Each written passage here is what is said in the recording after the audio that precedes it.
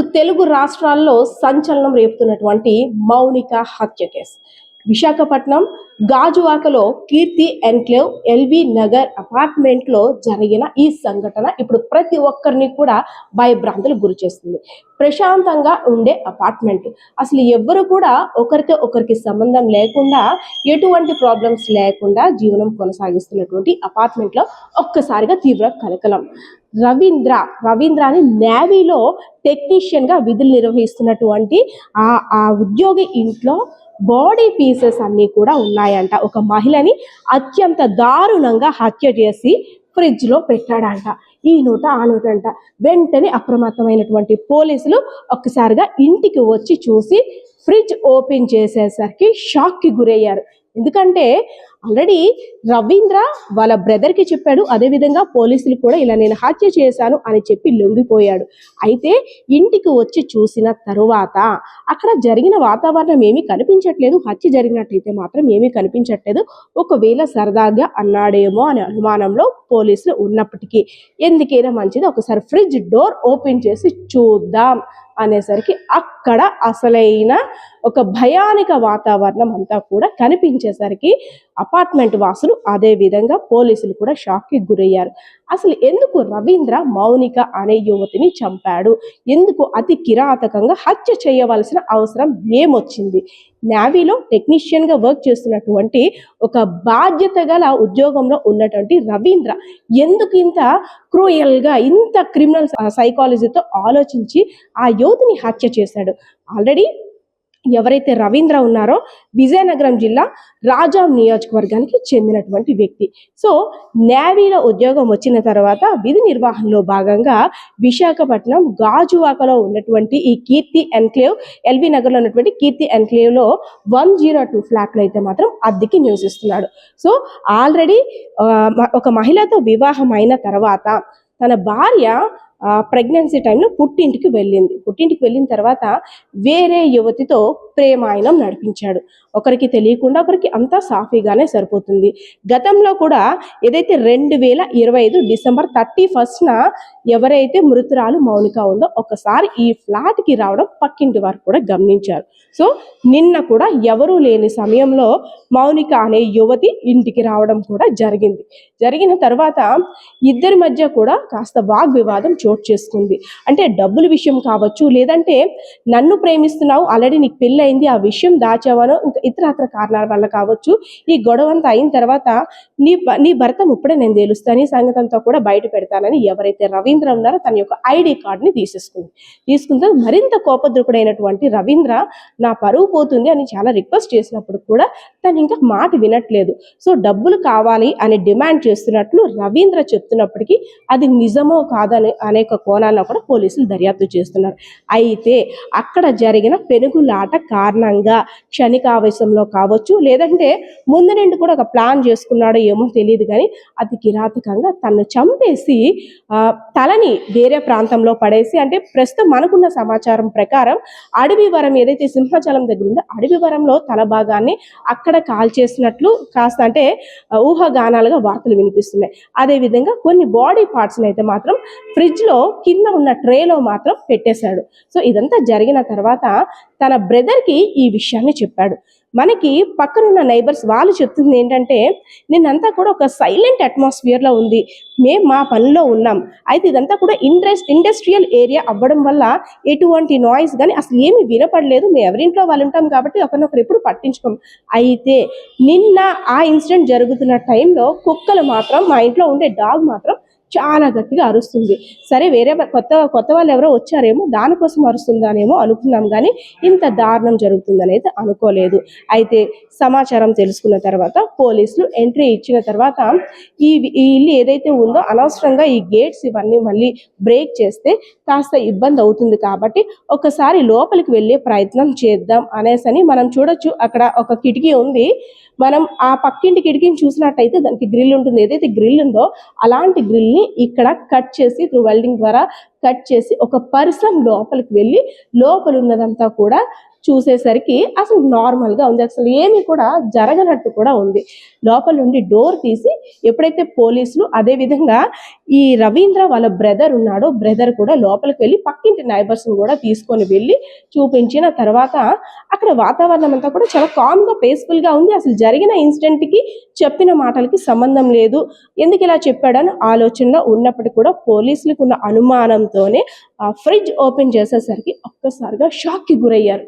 ఎందుకంటే ఇంత కిరాతకంగా, ఇంత క్రుయాలిటీగా, ఇంత క్రిమినల్ సైకాలజీతో ఉన్నటువంటి రవీంద్ర అత్యంత దారుణంగా కిరాతకంగా మౌనిక అనే యువతిని చంపాడు అంటే అసలు ఎందుకు చంపాడు అనేది కూడా ఒక పెద్ద క్వశ్చన్ మార్క్. ఇద్దరి మధ్య అసలు ఏం జరుగుతుంది? ఆల్రెడీ మౌనికకి తనకి పెళ్ళయిందని విషయం తెలుసా లేదా? లేదు అంటే ఇంకా డబ్బుల విషయంలో ఇద్దరి మధ్య తగాదా వచ్చిందా? లేదు ఇంకా ఇతరత్ర కారణాలు ఏమైనా ఉన్నాయా? మౌనిక రవీంద్రను భయపెట్టిందా, లేదంటే రవీంద్ర మౌనికను అనేక ప్రశ్నలు కూడా ఇంకా పోలీసులు మనకైతే మాత్రం వివరాలు వెల్లడించాల్సిన అవసరం కూడా ఉంది. అంతేకాకుండా ఒక్కసారిగా ఈ ఘటన జరిగిన తర్వాత ఈ అపార్ట్మెంట్ వాసులంతా కూడా ఉలిక్కి పడ్డారు, కాస్త భయభ్రాంతులకు కూడా గురవుతున్నారు. ఎందుకంటే ఎప్పుడూ జరగని సంఘటన ఒక్కసారిగా మా అపార్ట్మెంట్లో జరిగింది. సో ఎప్పుడైతే ఇన్సిడెంట్ జరిగిందో ఎవరైతే రవీంద్ర ఉన్నారో రవీంద్ర కూడా ఒప్పుకోవడంతో డాగ్స్ టీమ్ అదేవిధంగా క్లోజ్ టీమ్ అన్ని టీమ్స్ కూడా రంగంలోకి దిగి జరిగిన సంఘటన అంతా కూడా పరిశీలించి ఆ రిపోర్ట్ అయితే మాత్రం ఇప్పుడు పోలీసుల దగ్గర ఉంది. మరి కాసేపట్లో పోలీసులు కూడా అసలు విషయాలు వెల్లడించే అవకాశం కూడా ఉంది. విశాఖపట్నం ఒక్కసారిగా ఉలిక్కి పడింది. ఎందుకంటే ఒక యువతిని అత్యంత దారుణంగా కిరాతకంగా హత్య చేసిన ఘటన వెలుగులోకి వచ్చింది. తన ప్రియురాల్ని అదేవిధంగా అతి కిరాతకంగా ముక్కలుగా నరికేసి ఫ్రిడ్జ్లో సగ భాగాన్ని అదేవిధంగా ఇంకో సగ భాగాన్ని పట్టుకెళ్ళిపోయిన వైనం ఇదంతా తెలిసిన తర్వాత ఒక్కసారిగా అందరూ కూడా ఒక ఆశ్చర్యానికి గురైన పరిస్థితి. వివరాలకు వస్తే విశాఖపట్నం జిల్లాకి చెందినటువంటి రవీంద్ర నేవీలో ఉద్యోగ విధులు నిర్వహిస్తున్నాడు. అదేవిధంగా మౌనిక అనే యువతతో పరిచయం ఏర్పడింది. ఇద్దరిది కూడా ప్రేమ వ్యవహారం నడుస్తుంది. ఆల్రెడీ ఎవరైతే ఉన్నారో నిందితుడు రవీంద్రకి మ్యారేజ్ అయింది, అయినప్పటికీ కూడా ఈ యువతతో ప్రేమ వ్యవహారం నడిపిస్తున్నాడు. ఇద్దరికి జరిగిన తగాదా కారణంగా అత్యంత కిరాతకంగా హత్య చేసిన ఘటన అయితే మాత్రం ఇప్పుడు తీవ్ర కలకలం రేపుతుంది. సో ఇదే అంశానికి సంబంధించి ఎక్కడైతే రవీంద్ర ఆ అమ్మాయిని హత్య చేశాడో అదే ఏరియాలోనో అదే అపార్ట్మెంట్ దగ్గర అదేవిధంగా ఎక్కడైతే హత్య జరిగిందో ఆ రూమ్ దగ్గరనే ఉన్నాం. సో దీనికి సంబంధించిన డీటెయిల్స్ ఈ ఫ్లాట్లో ఉన్న వారు మాట్లాడేందుకు సిద్ధంగా ఉన్నారు. ఒకసారి మాట్లాడదాం. సార్ నమస్తే అండి. అంటే ఒక్కసారిగా ఒక ఒళ్ళు గగురుపుచ్చేటువంటి క్రైమ్ ఎక్కడో వింటాం, అలాంటిది ఇక్కడ ఇలా ఫ్రిడ్జ్లో పెట్టేయడం పీసెస్గా కట్ చేసేసి అనేది వినడానికి కూడా చాలా భయంకరంగా ఉంది. సో ఏంటి సార్, వీళ్ళు ఎప్పటి నుండి ఇక్కడ ఉంటున్నారు, ఏంటి వీళ్ళ హిస్టరీ ఏంటి సార్? వీళ్ళు అతని పేరు రవీంద్ర అండి. 1 year అయింది అతను షిఫ్ట్ అయ్యి మా పక్క అపార్ట్మెంట్లోకి. యాక్చువల్గా రావడమైన ఫ్యామిలీతో వచ్చాడు. అప్పటికే వాళ్ళ వైఫ్ ప్రెగ్నెంట్తో ఉన్నారు. ఐ థింక్ ఆ వైఫ్ 1 month ఉన్నది అనుకుంటున్నాను ఇంట్లో. 1 month తర్వాత తను వెళ్ళిపోయిన తర్వాత నేను ఒక్కడే ఉండేవాడు.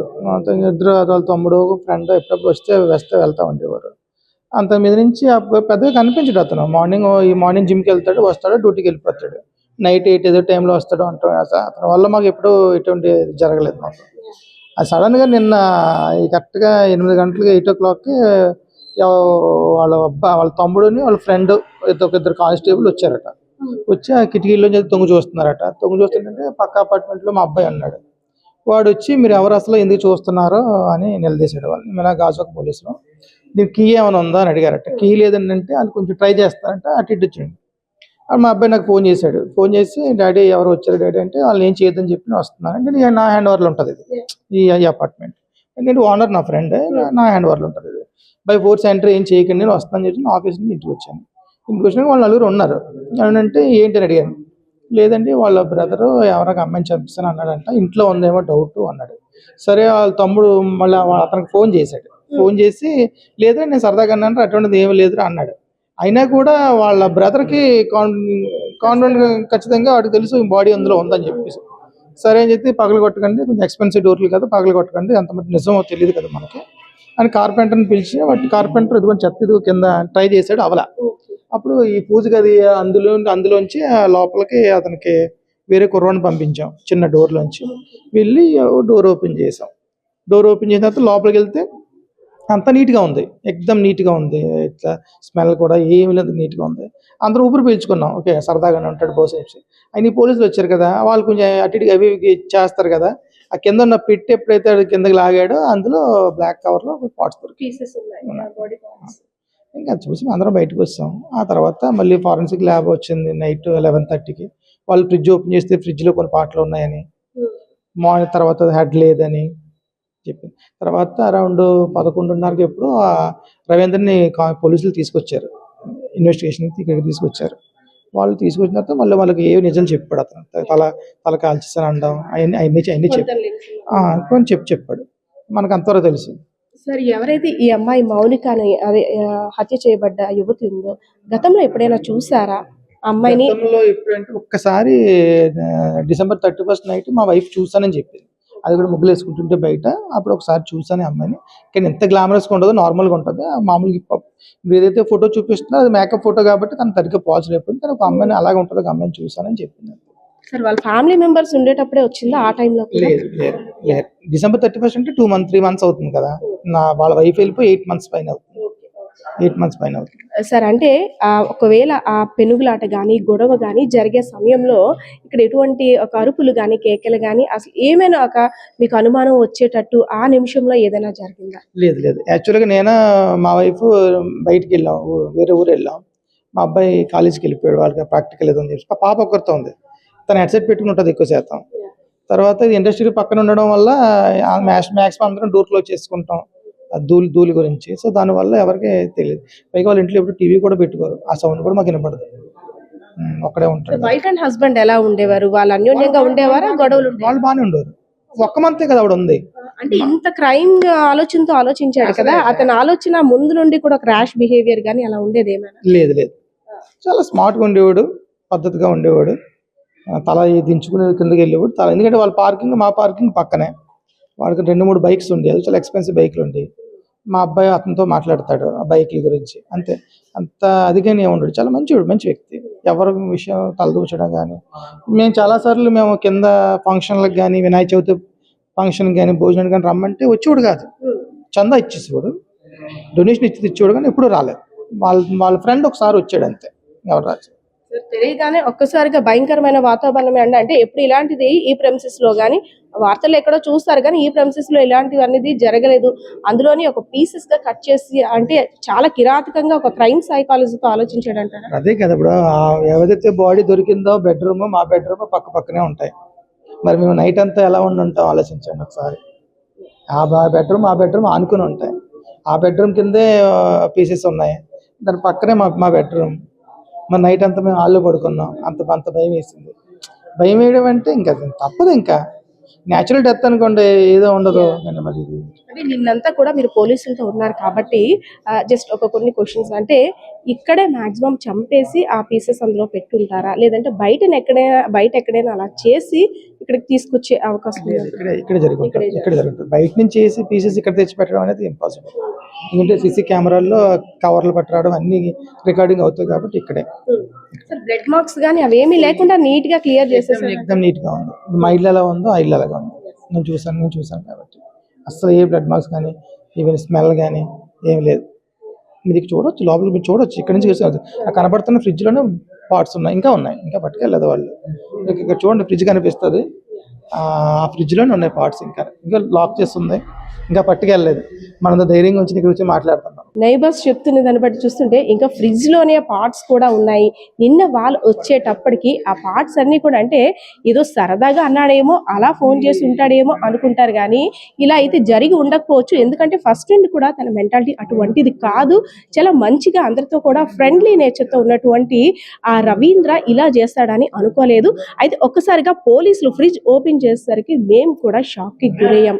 పీసెస్ అన్ని కూడా అందులో ఉన్నాయి. సో గతంలో ఎప్పుడు కూడా ఇలాంటి డిస్టర్బెన్సెస్ రాలేదు. అదే విధంగా వైఫ్ తో కూడా చాలా సఖ్యంగా ఉన్నటువంటి రవీంద్ర ఎందుకు ఇలా చేశాడో అర్థం కాలేదు.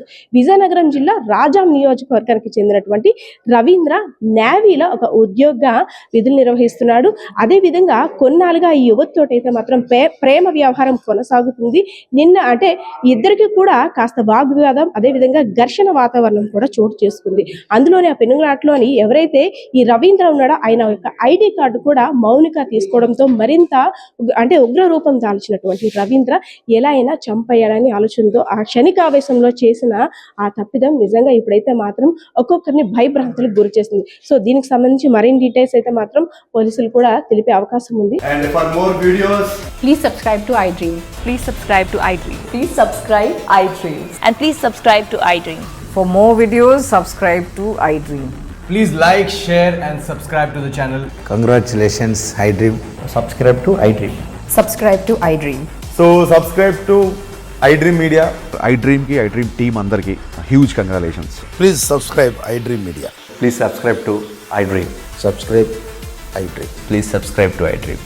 iDream అంటే నా కళల ఛానల్ సబ్స్క్రైబ్ చేసుకున్న నోరు తిరుగుతలేదు, మీరైతే గంట గుర్తు కొట్టండి. For more such videos, please subscribe to iDream.